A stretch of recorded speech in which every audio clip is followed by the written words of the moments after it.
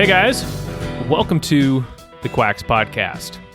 Now I have another great interview for you today, this time with Dr. Jill Crista. She is one of the leading voices on mold, and she is all over the internet these days. I think I saw her on Michaela Peterson's podcast. She's just all over the place, sharing her knowledge on how to tackle mold and its toxic effects. Now, I found her just a delight to chat with. This is probably one of the most smooth and effortless interviews that I have ever done. It just flowed so well, and I learned a lot too. So if you have mysterious symptoms that have, lingered for years, you aren't really sure what is the root cause, mold is very much worth looking into.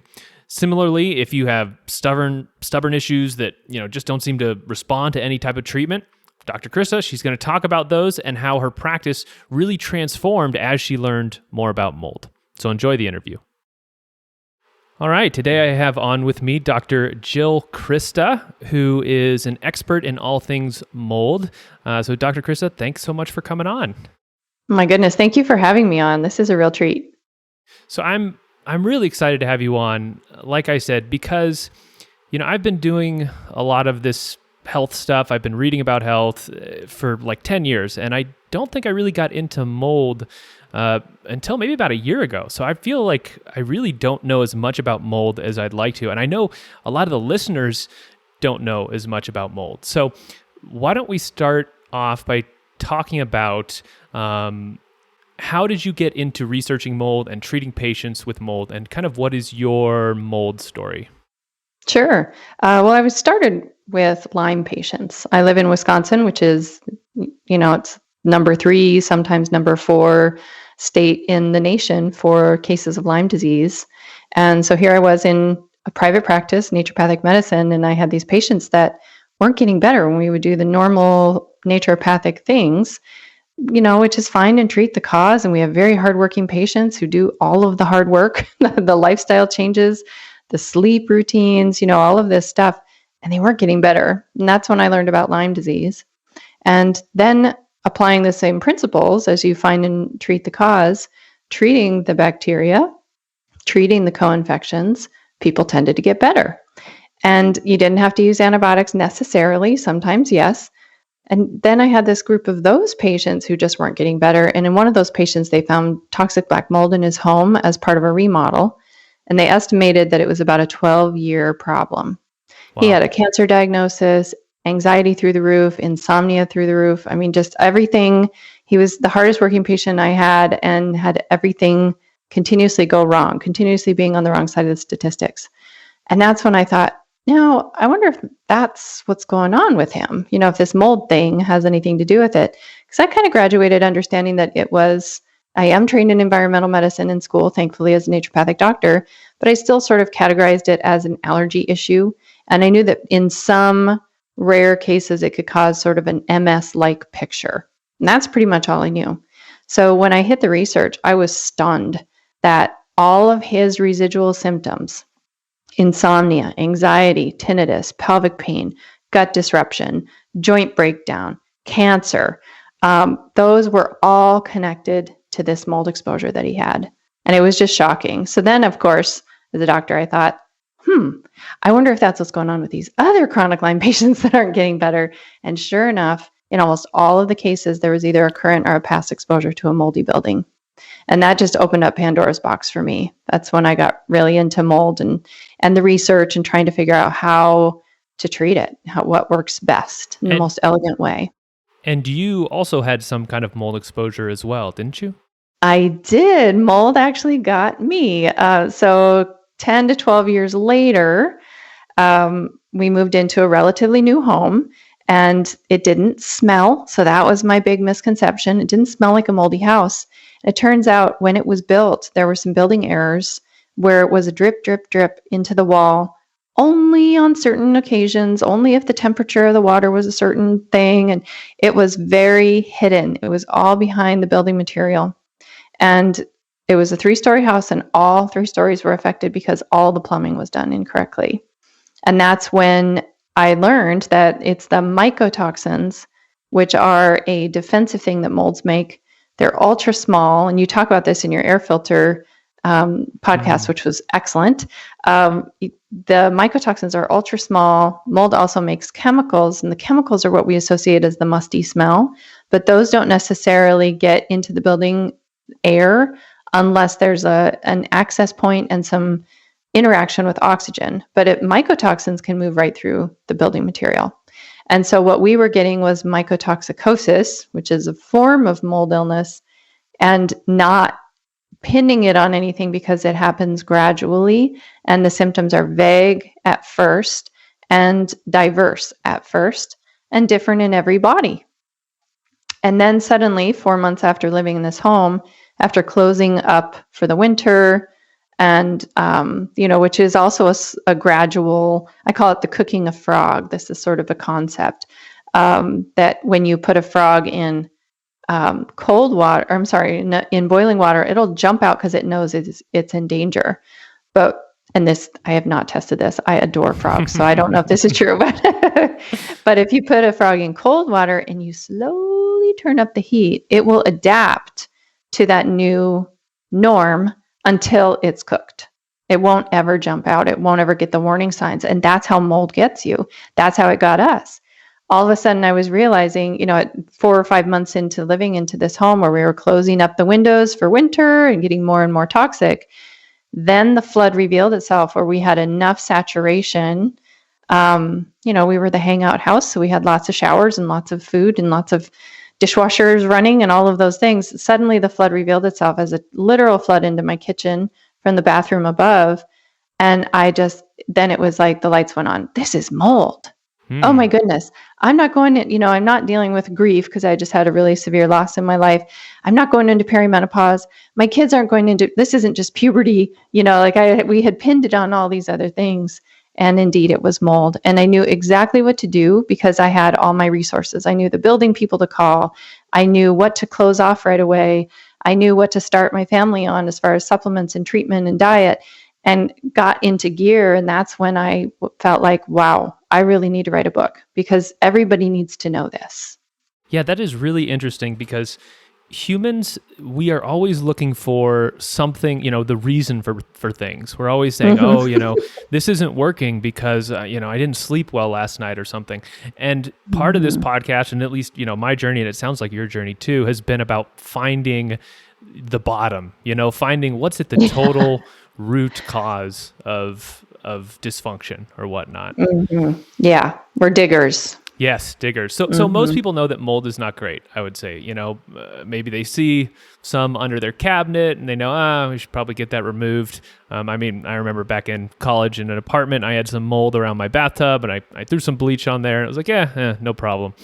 Mm-hmm. So can you give everybody kind of the 5-minute basic knowledge about mold that is like beyond what most everybody already knows, just maybe a little bit more in depth, be like, no, this is really an issue.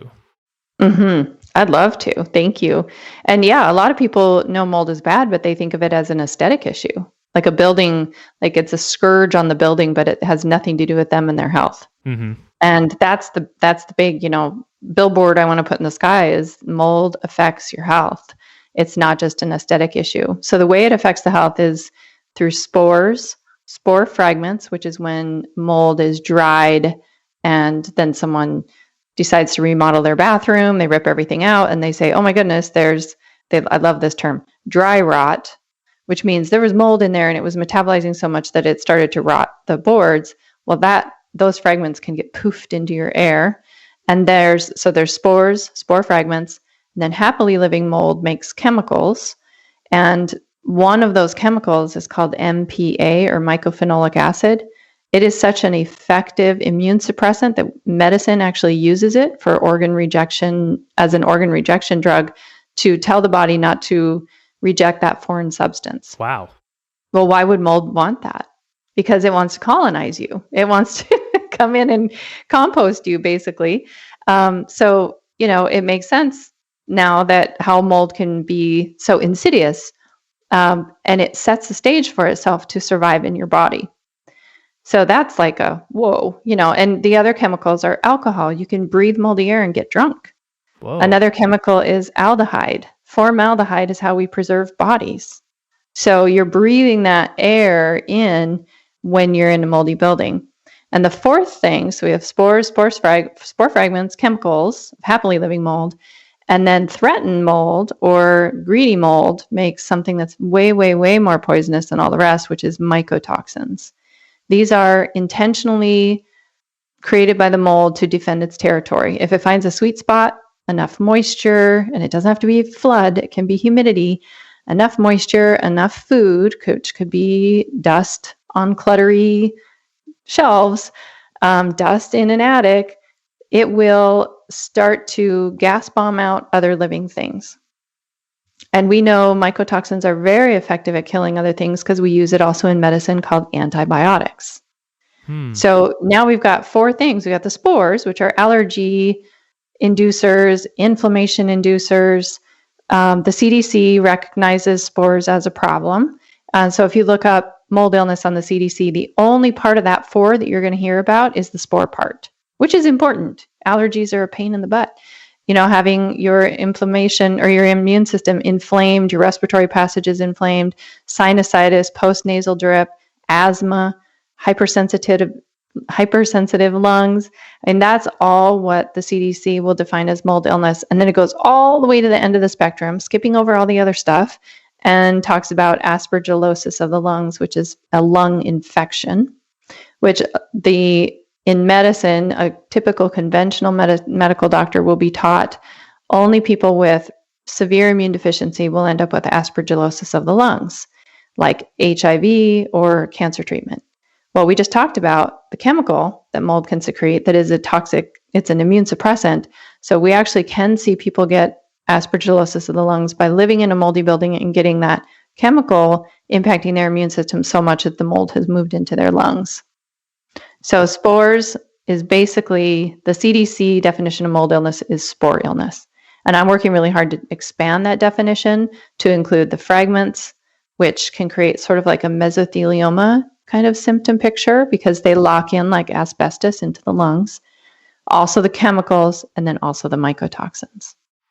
Wow. And so what can mold live on? You mentioned dust and stuff. I mean, it can live on basically everything, right? Wood, drywall. Mm-hmm.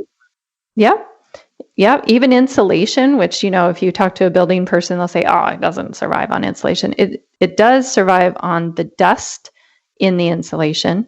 It can survive on concrete. So there's one called chitomium that we find in a lot of basements because it just needs moisture and dust. So concrete, as we know, is really dusty. You know, if you have a concrete driveway or something like that, like there's a lot of dust that gets kicked up by that. So any fine particulate. So like I talk about in my book, dust with gusto. Like dusting and controlling humidity are the most important maintenance things you can be doing. That's why I loved your air filter podcast, because I thought, oh yeah, get those particulates out. Yeah, for sure. So how would somebody know if what they're experiencing symptom-wise, if that's mold and, you know, not some other symptom from something else? That's what's really hard. There isn't a keynote symptom that says, oop, that's mold. So much so difficult for clinicians that I created for myself a questionnaire, because then once I realized chronic Lyme patients often have a mold problem, I was having a hard time determining which of those patients is actually a mold sick patient versus a strictly a chronic Lyme patient. So I used Dr. Horowitz, his example of his MS-IDS Lyme questionnaire, and created a mold questionnaire for myself. I'm a very analytical person, so I created that for myself in clinic to get a number. And what I found was as people were filling out the questionnaire, each time they would come in for a follow-up, it was also a great way for us to tell their progress. But the difficulty with this questionnaire is it's got a ton of symptoms on it. And so it isn't something where I can say, oh, well, if you have this, then it's probably mold. There are some really common things that come with mold, but they are also common with other things. They're common with heavy metal toxicity, food allergies, adrenal fatigue, bad sleep habits. You know, there are lots of other things that can cause these things, but they are fatigue, brain fog, anxiousness, and I'm careful not to say anxiety because I think that then it conjures up an idea you have to be so anxious that you're on medication, like an anxiety disorder or panic disorder. While that can happen, it doesn't have to be that severe. Some sort of gut disruption is quite common. Some sort of urinary frequency or urinary irritation is quite common. A change in the skin, which can be more inflammatory or increased aging and wrinkling. And visual problems. Visual problems are really common in mold because it affects the eyeball itself, but also our visual processing in our brain. So those are sort of like some common ones that we see. There are some oddities that point a little more arrows toward mold, and that is tinnitus or ear ringing and pelvic pain. When I see those two, I think, now I'm really curious about the mold story. So here, fill out this questionnaire. And if anybody listening wants it, it's on my courses tab because I have it with my doctor class. You can just get the questionnaire there and fill it out yourself. I also put it in my book. All right. I will put that in the show notes. Yeah. So one of the other symptoms I've heard is kind of neurological symptoms like zapping and stuff. Is that one? Yeah, for sure. So the mycotoxins, what's important for everybody to understand is they're fat soluble or oil soluble. And you might be thinking, as someone who's not medically trained, booty fat or fat tire, that kind of thing, which definitely can happen when you've been exposed to mold.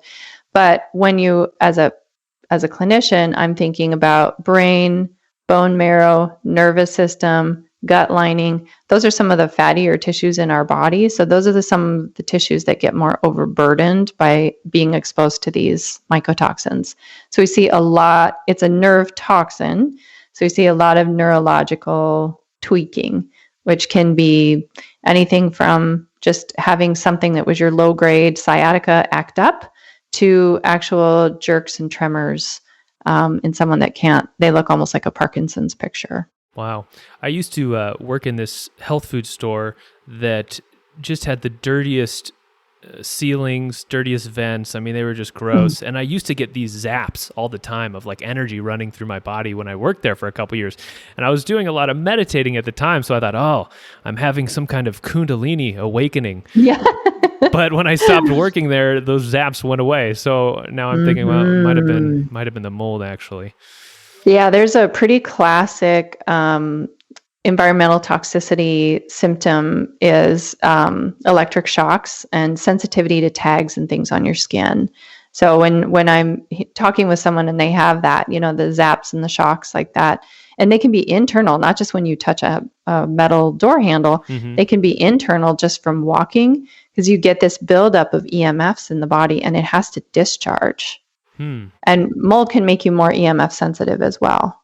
So why is mold becoming this problem now? Mold has been around for probably a lot longer than humans have been around. I mean, is there something that's making us more susceptible to it? You mentioned EMF, but are there other things?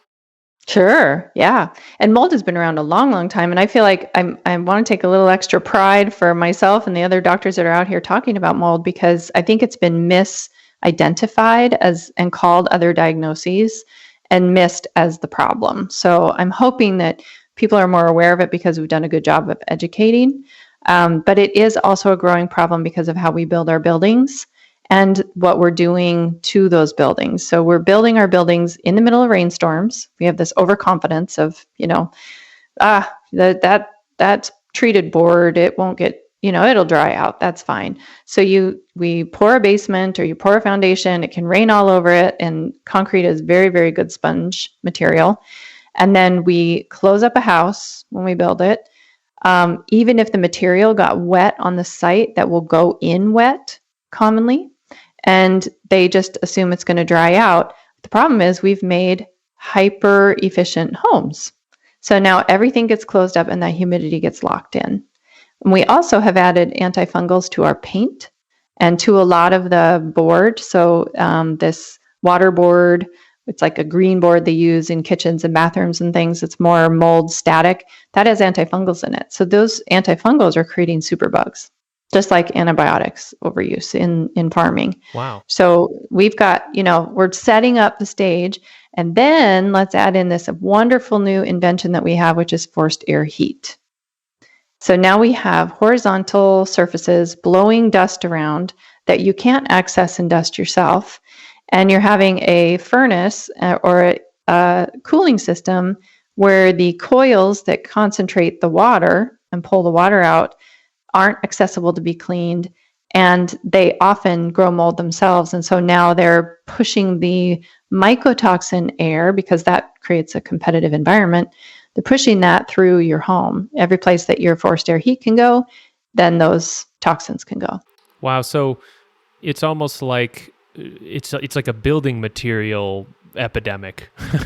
Yes. Okay. You bet. So and as there's been more disparities in our economy, we have it's insane. We have people who work a 40-hour week, 2 parents, and they still can't make their ends meet. Something's wrong. And these are the people that end up in living situations like apartments and whatnot, where the building isn't necessarily being maintained.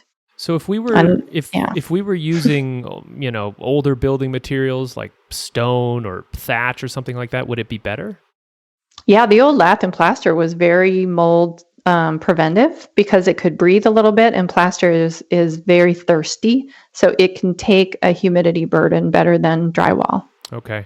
And when we talk about mold, it's not all molds, right? It's just some molds. Like some molds are okay, but some are particularly, virulent. Yeah, there are gradations, and there are some molds that make mycotoxins. There are some that don't. Some that are just, and I say this just in air quotes, you guys can't see me, but I'm going just VOC producers. So the cladosporium that is commonly going to be seen like around the rim of a window where there's a lot of condensation in a wintertime. That also can be black in color, so it can freak people out, which is why it's important to test. That one is a VOC former. And then there are gradations of the big bad uglies like the Stachybotrys and the Chaetomium and the Trichoderma and the Willemia. There's this in between, though, of Aspergillus and Penicillium. And one trend that I'm seeing that's very disturbing is that inspectors, not realizing they have a selection bias, they're being called into buildings that are sick. So already you've narrowed your bias. They see Aspergillus and Penicillium all the time. And I've had more than one client that they say, we see it all the time, it's fine. And just because you see it all the time doesn't mean it's healthy and normal. And it's kind of considered like these are the not so bad molds in that world. They're thinking, well, Aspergillus and Penicillium, at least it's not Stachybotrys, the toxic black mold.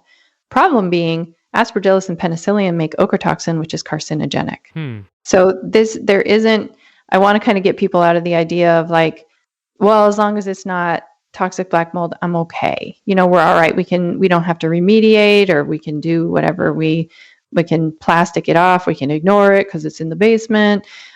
There's lots of convincing that goes on with families. And I think it's a really negative trend if inspectors are reinforcing that message, because it's already hard to get your brain around what in the heck to do if mold is in your home or in your apartment and you can't get out of the lease or your workspace or something like that. It's important that people really respect it and not try to sort of quantify, well, this is the bad one and this one is okay, because all of them that can make mycotoxins can affect health, and the ones that don't make mycotoxins are affecting you in chemicals.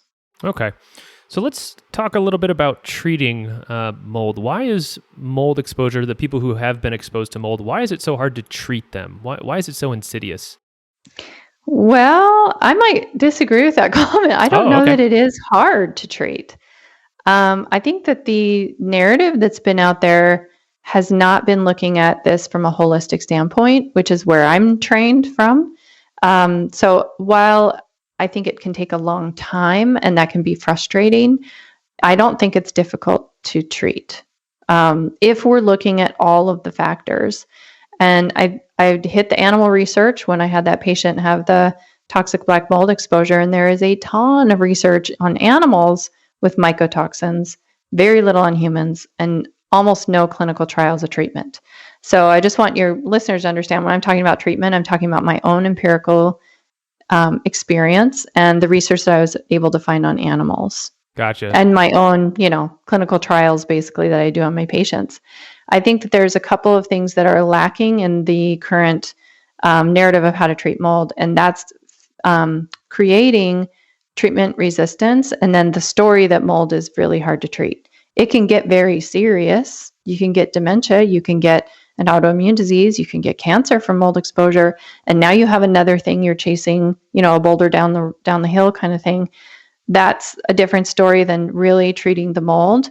I think one thing that's really good that, like Dr. Shoemaker and Dr. Nathan and some of the doctors that are out there is they all say avoidance. You must get out of that exposure in any way, shape, or form, because no one is unaffected by mold.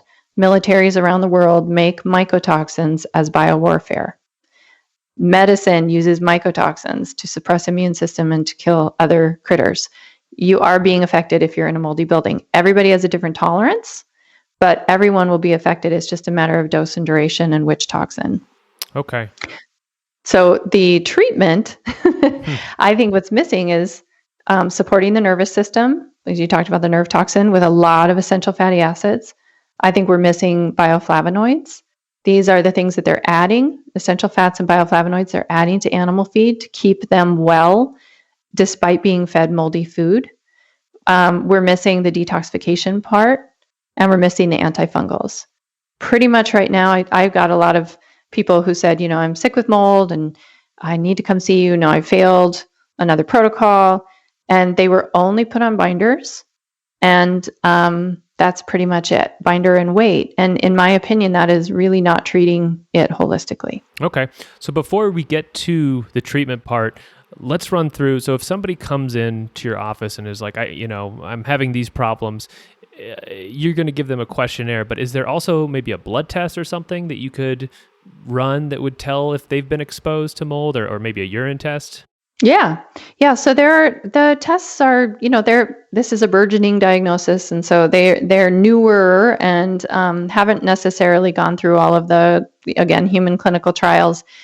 I don't doubt the adequacy of the testing. I just don't know that we know what to do with a patient before they take a test. Do we, with a urine mycotoxin, that's one of them I talk about in my book. And since then, there's been a new innovation available in the United States of a serum mycotoxin test, not just a mold allergy test. And we should let all your listeners know you can have a totally normal mold allergy test and still have mold illness. Like in the story of my home, we would have had a negative or normal mold allergy test because we weren't being exposed to spores at that time. The mold allergy test that your typical allergist is giving you is a spore allergy reaction. So you can have a normal spore allergy test and still have mycotoxin exposure. So the newer test that's available since I wrote my book is the serum mycotoxin antibody, which can tell you if your body is freaking out about mycotoxin exposure. The urine mycotoxin test tells you if your body is purging mycotoxins. It does leave us with the question, is that a past exposure where mold was able to move in and colonize you and you're making them in your own body? Or is this a current building exposure? Or are you eating it? And so to take that, are you eating it limitation out of there, I just have my patients do a low mold, low mycotoxin diet for 3 days before they take the test. Interesting. I didn't know there was a low mold diet. Can you just talk really quick what that is?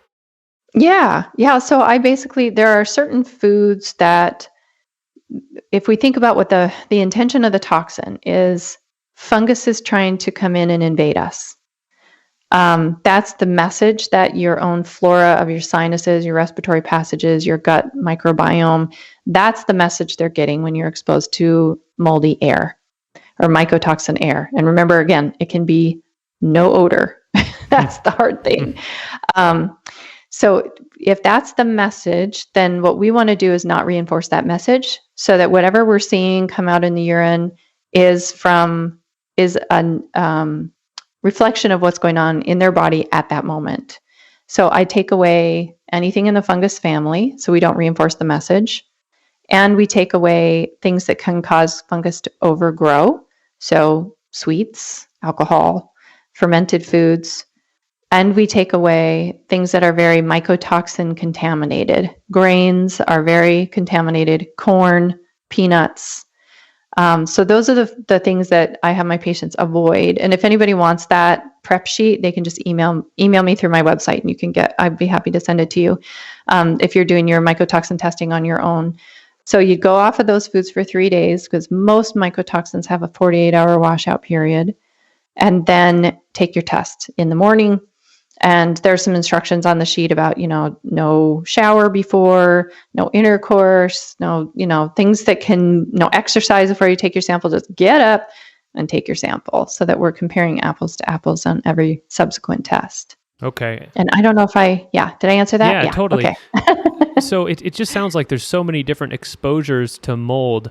And you mentioned this a little bit earlier, but just to clarify, you can be exposed to mold, right, at some point in your past, and you can still have it with you, right? I mean, yeah. How many years does it stay with you? I mean, does your body eventually kind of get rid of it, or do you always have to go through some kind of process to get it out? That's a really good question. So this is just something that I learned from my patients, because I also had these preconceived notions about mold when I first started treating it. It has to be a stinky building and it has to be a stinky building that you're exposed to right now. And in my other Lyme patients, there were these like 3 or 4 that was not the case. And we could not figure out what in the heck was going on, but they had been exposed to moldy buildings 10 to 20 years prior, depending on the patient. And I thought, that's bananas. How is it that they're still sick from mold? And we're seeing mycotoxins on their urine test. This was back in, when I think I started using mycotoxin antibody or urine testing when it was first out, like 2010s, 2011s. What in the world is going on? How are these people having mycotoxins spilling out? And that's when I thought, well, maybe it's diet. So let's try going off, the foods that I'm seeing in animal research is high in mycotoxins. Didn't change the numbers.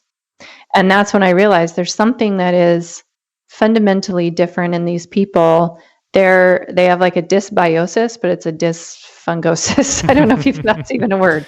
And and it turns out when then Dr. Brewer published a study in 2014, which for me was transformational in my practice, in that they tested tissue samples of sinuses, lungs, gut, of people with chronic fatigue syndrome that had been exposed to a moldy building.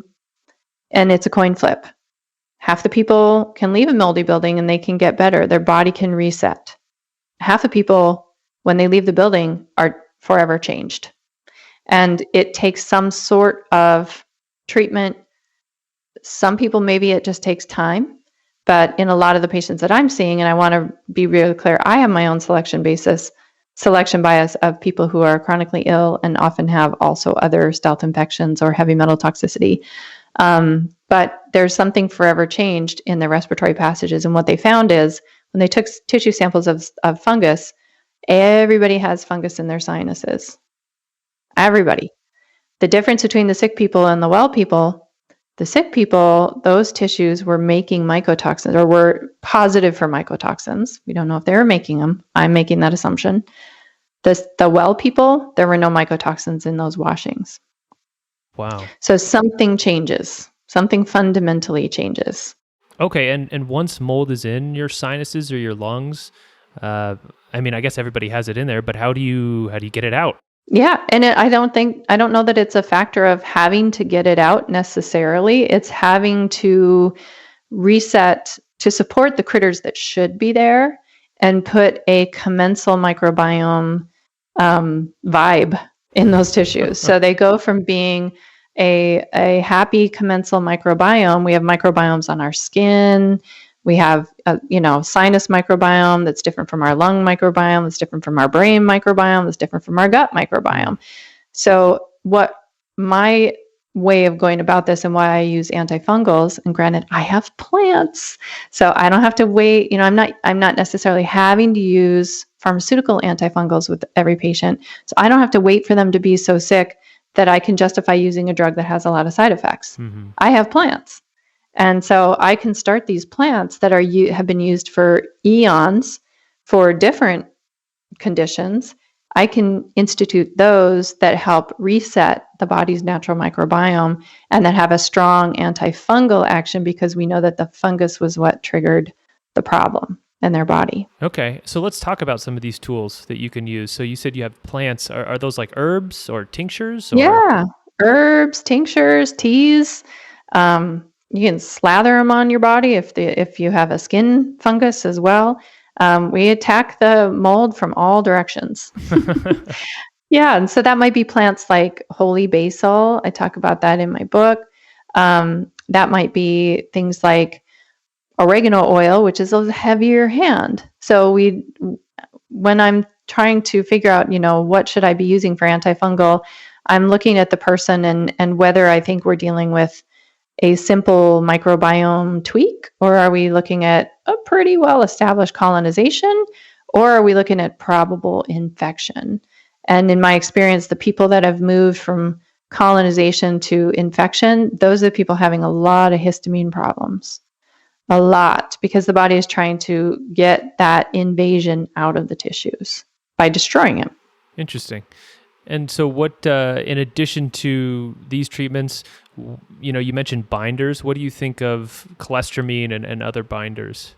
Yeah, so I sort of, in my book, I use the image of an orange for my treatment. It's 5 methods or tools to address this, and doing it in a stepwise fashion and waiting to do the antifungals until you're ready. I have the antifungals as my last step, because once you start to poke the bear, we see in studies that if you administer antifungal drugs to mold, it will kick up its production of mycotoxins in defense of itself.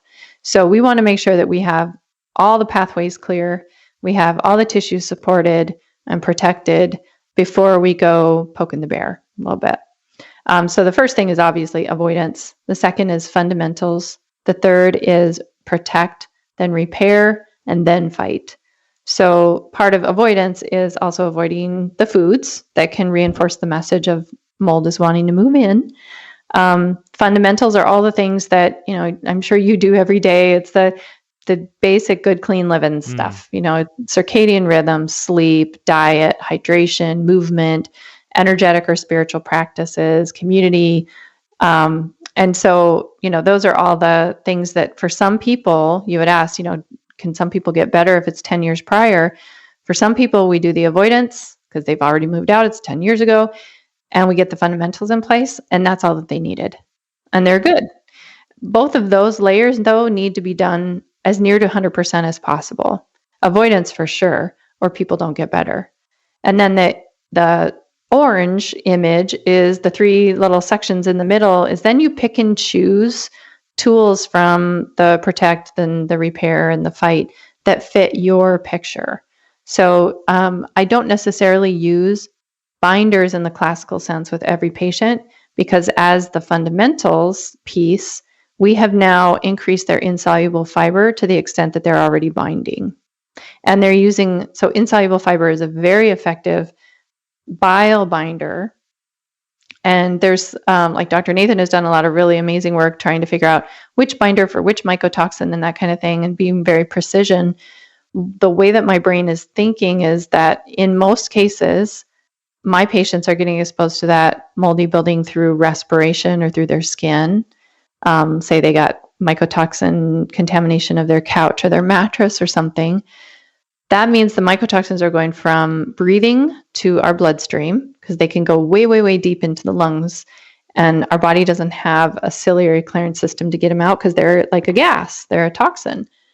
So that goes from our bloodstream and then it bifurcates into 2 pathways, which is to the liver or the kidneys.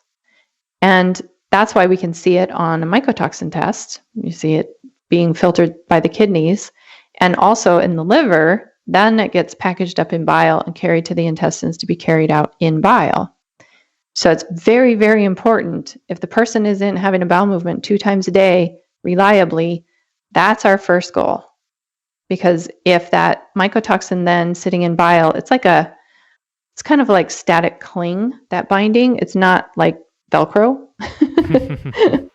So if it's allowed to sit in the colon for any amount of time, it can then damage the colon lining. And that's where we get a lot of leaky gut syndrome, food allergies, that kind of thing.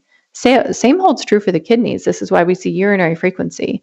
The mycotoxins, if someone has to hold their urine because their job doesn't let them go pee when they need to or whatever, they're going to have more damage to that bladder wall because the mycotoxins have been allowed to be in there, and they are very damaging to the tissue of our bladder wall. So if you got to go, go. Don't let it wait around. So if you think about the path of the mycotoxin, then is breathe it in, go to the bloodstream, maybe go to the kidneys, maybe go to the liver. Liver packages as bile to the intestines, and now the binder is supposed to pick up that bile.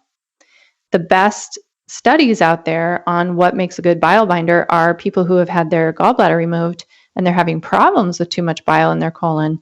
And those are the studies that I use to find that insoluble fiber is a very, very effective bile binder. And what I love about that, so that's like psyllium husk, flax seeds, chia seeds, bran. Why is bran good for heart disease? It's probably picking up a lot of toxin. So these are also things that are contributing nutrients and feeding our microbiome. So they're reinforcing the message then to your own good guys, I got your back. Here, have some food you love specifically. And it helps to populate your good critters in your gut. So I don't use cholestyramine. In a few cases, I have in patients that had ongoing dementia or tics and tremors that were so severe that they couldn't function. And in those cases, we needed to ensure that we were using something strong enough before we started antifungals. And in that first antifungal initiation period, that's maybe when I might use it. But I have found very good success by using botanical-based binders. And in some cases, we don't use any because the person is so constipated. Then I put my focus on pre-binders, things that are going to get bile made and moved. And those are lots of plants. Those are plants with the taste of bitter. So I'm a big fan of bitters. And I call them in my book bile movers. Gotcha. All right, that's interesting. Yeah. You don't use cholestyramine. So what do you think of the Shoemaker protocol? The Shoemaker protocol being kind of a very popular mold protocol where you start with cholestyramine and there's all these different steps. Do you think I know you don't use it, but do you think it's effective? What have you seen? It's going to be different for every patient. Every patient needs something different. And so I think meeting the patient where they're at, I do think that the Shoemaker protocol doesn't look at the mycotoxin piece. So they're not necessarily doing the protection of the body with the essential fats and the bioflavonoids. I think that's something that I'm uniquely bringing to the table. I also think that's why mold treatment doesn't have to be hard, because people don't have to feel exhausted. I saw plenty of, once people knew I was the mold lady, kind of in the Lyme community, it's a tight-knit group. I saw a lot of people who had been on the Shoemaker protocol for 1 to 2 years and weren't improving, and so came to see me. I'm sure Shoemaker doctors are getting people trying to do my protocol and aren't succeeding either. So I think it really depends on, it's the approach, it's the person. Each individual needs something that's going to be unique to their situation. And I think it's really important to pivot as a practitioner and not be protocol driven. This is not a condition I lay out sort of a map of how I approach it, but this is not the approach for everybody. Not every patient is going to be willing to change their diet. Some people, they don't want to have a bowel movement twice a day because their job doesn't allow them to, and they need to. There are different things that can get in the way. Okay. One thing I want to touch on real quick before we move on was the avoidance part of the orange. Remediation, which would be changing your home and getting rid of mold-exposed materials. It seems from what people have said online that it kind of has a spotty success rate. Some people say it helps, others people say, well, it actually made things worse. What do you think of that divide? Yeah, I work very closely with the inspector in my area, and I have for a long time. And in our area, 1 in 3 remediations needs to be redone. And I think that there are some key factors of why that is the case. The main thing is that there's an over-reliance on the sprays and an underutilization of the gold standard, which is removal. And I think that as mold has become more, we become more aware of it, there are also, I think, questionable ethical business practices going on of people coming in and saying, oh, I know, they're playing on people's real desires to not have to have disruption in their life. And I know I had to go through remediation in a 3-story house. It was not fun. It would have been I'm glad I had the resources that I had of the inspector and the duration that we'd been working together, because I think I would have been more convincible to to try and take on one of those fogging or enzyme systems and not do the removal process. So I think remediation done well is very effective. And that's where I highly encourage people to get a team member that is a good inspector, and they're not all created equally, but get a good inspector who's going to understand they're working with a sensitive person, and to write up a remediation plan that's going to end up having 100% success for you. Okay. So we're coming up to about 45 minutes. Let's summarize everything if we can. So somebody who's listening to this, they think, maybe I have mold, maybe I have these symptoms. Can we go through real quick, like what are steps, 1 through 5, 1 through 10 that they would do? Well, first I think is to assess, if you think you might have mold, start with the questionnaire and see what your score is. I'm working to scientifically validate that to match against lab testing so that we can see if, the score is reliable enough for you. But I've gotten a lot of feedback after writing my book of people saying that was so helpful. So, start with the questionnaire, see if your symptoms line up. For a lot of people, as they're reading it, they have learned now, like, I didn't realize that was a mold thing. So even seeing the symptom list on that can be very beneficial. Next would be to assess your building situation. If it is in your home, if it's in your work, if it's at your church where you spend a lot of time, where exactly is the potential exposure coming from?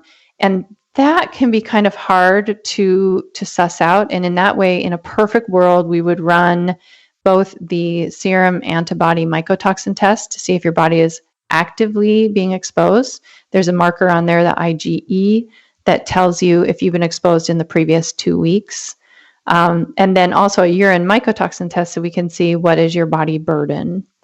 Okay. And then call your insurance agent. It's really important to have your insurance agent or to get someone, if it is your own home, to get that advocate and get an inspector so that those two are in communication. Insurance is a little tricky, so it's nice to have an inspector also being there for you to push the insurance company a little bit on what they will cover and what they won't. In my case, that was just priceless. We ended up getting, tens of thousands of dollars covered when I called my insurance company for myself, they said, no, that this isn't covered. And the inspector said, ask them where specifically in the policy it says that. Have them send you the language. And just that question got another inspector on the job, insurance inspector or adjuster, and all of a sudden, tens of thousands got covered that wouldn't have. So now I've counseled, my patients that I'm working with, I'm like, get an inspector, number one, because they are going to do so much more for you that you can even imagine. And sometimes the symptoms aren't actually because of mold. I've had patients who had possible, so the questionnaire gives you a score of nope, not mold, possible mold, or probable mold. And they were just in that possible little realm. And the inspector went and did a full assessment of the house and found mothballs were the problem. They were getting toxic exposure to mothballs. I had another one where it was a gas leak, carbon monoxide. So it's not always going to be mold. And the nice thing about an inspector is they're looking for the whole picture. Okay. And then after this, you would start talking to a doctor and get on the orange program? Yep, on the orange program. Yeah. And I wouldn't say, a shoemaker protocol would say right away get on cholestyramine, but that's a hard medication to tolerate, and it can cause, if taken long-term, nutritional deficiencies. So just remember, it's a drug. there's a reason why you need a doctor to prescribe it. So the nice thing about the orange is you can get started on getting yourself better, and that makes your doctor's job easier. And, in some cases, people can't find a mold literate doctor, and so they're having to do the bulk of it themselves. And that's something that the book hopefully is giving everybody a jumping start. Also, Dr. Nathan's book, Toxic, if you have a really complex case, has more information about some of the other things that I'm doing. My book is just for the everyday average moldy, Yeah. But my doctor course goes into the much more diverse things that we can do for you, like IV therapies, frequency specific microcurrent and things like that, but that some people may need certain medications. So there's a lot out there for people. I just hope that they really seek and pursue a mold literate doctor that's looking at it holistically. Okay. If you were on a desert island and you could only take 3 treatments or supplements to help with mold, I don't know how you're going to have mold on a desert island, but let's just say you do. If you could only take 3 treatments or supplements, what would they be? Wow. So I would answer that different for every patient. Oh, wow. Yeah, I really would. Everybody needs a little something different. I would say the food-based fiber binders, something fat soluble, something good fats, so fat. The solution to pollution is dilution, as my teacher, Dr. Crinian, used to say. And maybe an antifungal plant that has both bioflavonoids and detoxification possibilities and is an antifungal. All right. And holy basil is a lovely one for that. All right. So do you have any interesting testimonials that you could share of people who have gone through this process and come out the other end? Sure. So here's a surprising place where you can get mold exposure, and that is CPAP machines. Huh. I have a long-standing patient family. I see all the generations, and the most elderly matriarch of the family, she was in her mid-70s at that time, was starting to display dementia symptoms and some incoordination, sort of like stumbling gait, almost like she looked like she had been drinking. So it got very concerning for the adult children. So they came to me first and said, Mom's starting to leave garage door open overnight and, is stumbling a little bit and is forgetful. And, we're just kind of worried. And that patient had kind of chronic insomnia that we've never really got 100% on top of. And she went and got a sleep study, had been years prior, that found that she had restless leg syndrome. She had had a really severe lead exposure as a child, and then all through her adult life with lead paint in an older home. And so that's what we kind of figured was going on, was that lead was bumping out magnesium. And so she would take magnesium at night and then use her CPAP. Well, she hadn't been using her CPAP. She had been, quote unquote, forgetful about it. And the kids really got on her about, Mom, you're not using your CPAP. That's probably the problem. So they kind of forced her to use her CPAP. And I think her forgetting to use it was really her body trying to protect her from the mold in it. So she started to use it and symptoms got much, much, much worse. And her husband also had a CPAP. And so she was, anytime Medicare would pay for a new tubing, she would replace his, but not hers. And she would replace his more often because he had more allergy type symptoms than her and other types of like snoring and things like that. So she knew he had apnea, but she figured she didn't really have a problem. She was just doing the CPAP for restless legs. So some other things had happened, and I said, well, let's run a neuroquant because the dementia was getting really bad, and it's an MRI neuroquant, which is a way of looking at the brain to tell what's going on with the dementia. Is it atrophy or is it inflammation? And she had a ton of inflammation.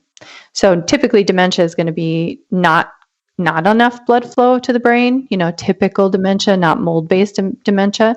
Mold-based dementia is going to have a lot of inflammation in the brain, and she had a ton of inflammation. So we ran some testing. I ran things like glyphosate, because that can also cause that in the brain, leaky gut, leaky brain. And that's Roundup, if anyone's listening. And also we ran some mold testing and things like that and found mold. So I called the inspector that I work with. She came to the house and found a teeny bit of mold in the basement. Really not that big a deal, but it was where the husband spent quite a bit of time. So that's why she figured he probably had allergies and needed his CPAP. So the family cleaned that up, and she thought, let's just test the CPAP machine. And she tested it, and it was smoking high in mold. So hers was, his wasn't. So we replaced the whole machine, tubing, mask, everything, and started to institute using something that I love for CPAPs called SoClean. It's a closed ozone system that cleans your CPAP in between, which if anyone's listening, I highly recommend you use that to keep your CPAP clean. And I just ran into her at the health food store. This is now almost 10 years post. Her gait is fine, sharp as a tack, dementia is cured. Wow. We did all the treatment. We didn't just take away the CPAP problem, but that was her avoidance. Her avoidance problem was her CPAP machine, and went through the protocol, and she's back. And in her case, Desert Island would have been resveratrol, because that's very, very good for both lung and brain. So yeah, it was, and fat, all the good fats. Wow. And she doesn't have dementia anymore. It was inhalational dementia or inhalational Alzheimer's, as Dr. Dale Bredesen talks about, from a mold exposure. I think if you told most PCPs about dementia that came from inhalation, they would just give you the strangest look. Like, what are you even talking about? This isn't even possible. So that's a pretty amazing story. Yeah, it is amazing. And she's an incredibly hardworking patient too. That's one beautiful thing of working with as a naturopath or a functional medicine doctor, is that we have very hardworking patients. They're a joy to work with. You get to see this stuff actually work. Yeah. One question I like to ask my guests, if there's time, is what health advice do you hear out there in the ethers or online or whatnot that may be popular, but you think is just terrible advice?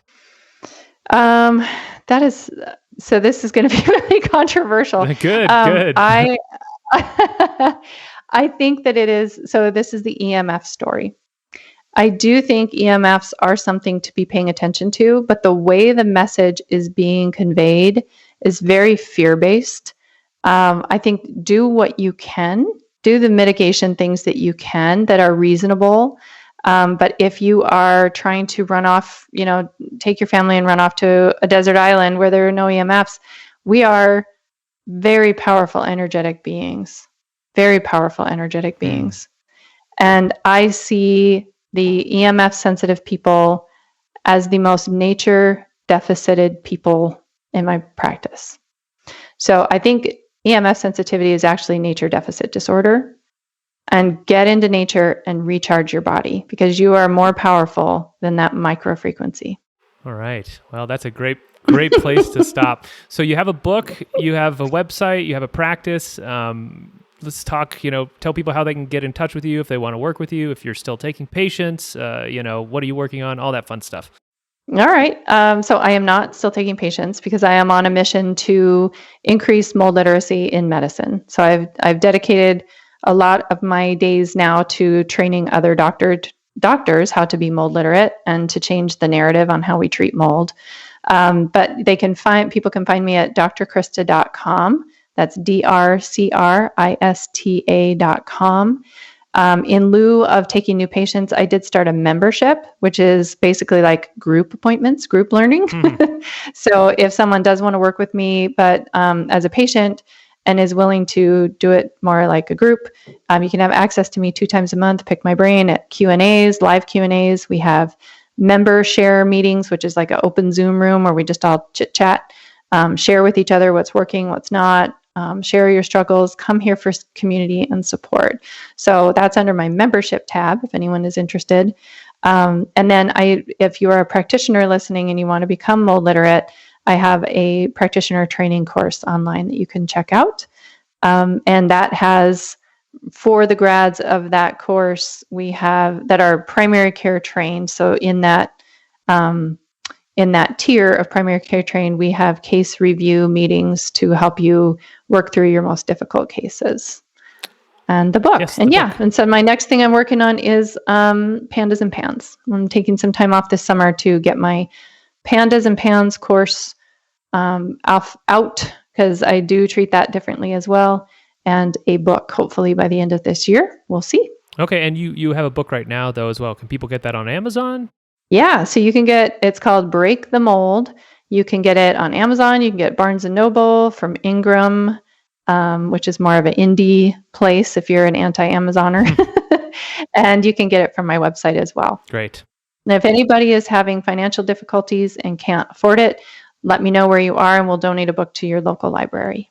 Awesome. Well, thank you so much, Dr. Crista, for coming on. This has been most enlightening, and really appreciate your time. Thank you so much. Thanks for giving me the chance to spread the word.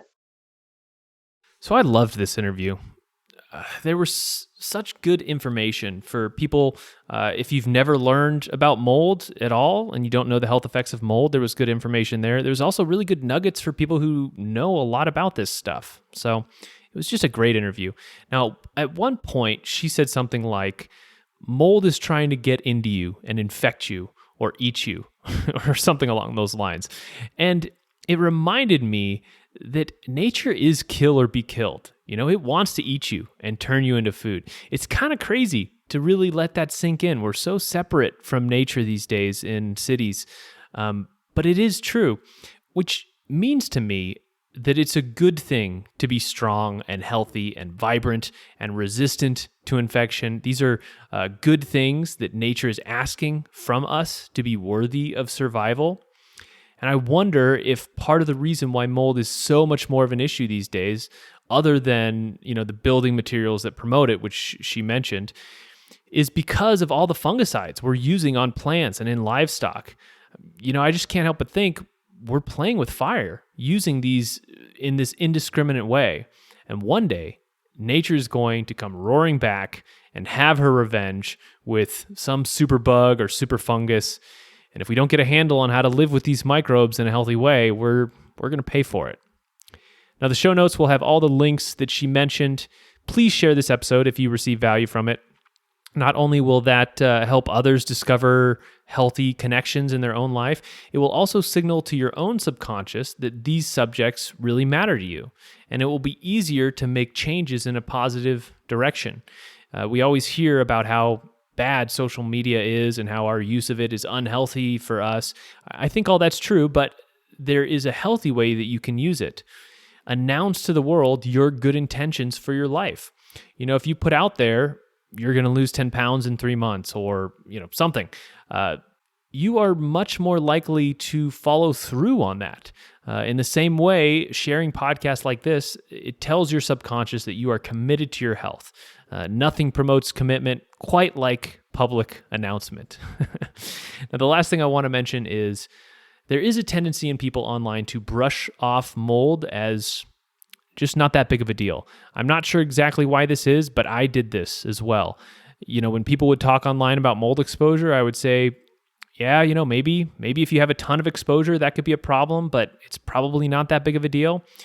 Well, more likely it wouldn't be that. It would be, it's a big deal, but it's not as big of a deal as these other issues like diets or supplementation or body work, chiropractic, etc. But the fact is, the more I've learned about mold, the more I see that it could be the root cause of many health problems. It's the kind of thing where if you spend energy learning and fixing your mold issues, you could have a huge payoff in how you feel and your quality of life. I wish I had taken it more seriously sooner.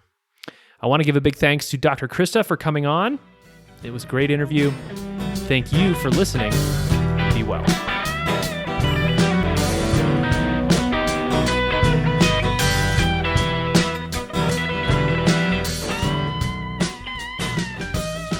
A mother is crying.